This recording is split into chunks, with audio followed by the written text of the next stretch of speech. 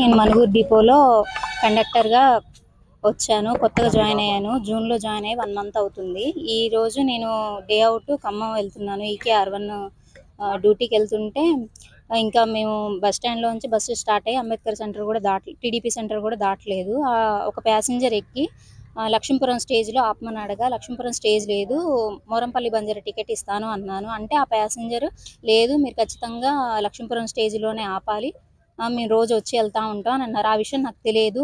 లక్ష్మీపురంలో request stop ఉన్న విషయం కూడా నాకు తెలియదు. నాకు కొత్తగా జాయిన్ అవ్వడం వల్ల, నాకు తెలియకపోవడం వల్ల నేను ఇవ్వనని చెప్పే లోపల ఆ ప్యాసింజరు నా మీద అరిశారు కూడా.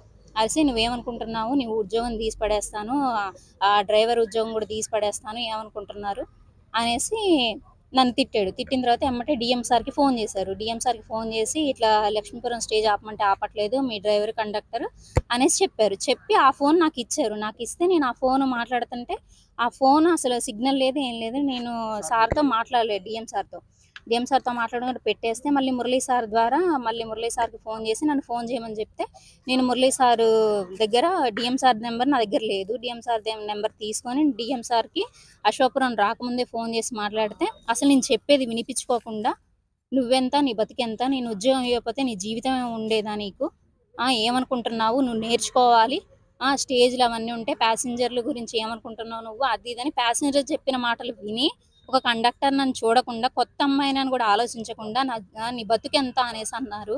ఈ విషయంలో నేను చాలా బాధపడ్డాను.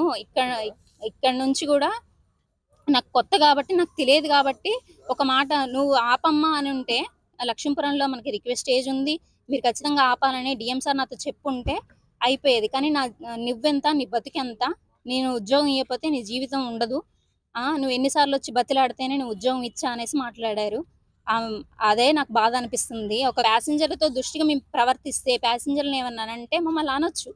మేము ఏమనక ముందు రిక్వెస్ట్ స్టాప్ అక్కడ లేదు కాబట్టి మేము ఆపనన్నందుకు వాళ్ళు అసలు మేము ఏం మాట్లాడతానో వినిపించుకోకుండా బ్రతుకుల గురించి ఎంచడం నాకు నచ్చలేదు సార్. బ్రతుకుల గురించి అంచొద్దు.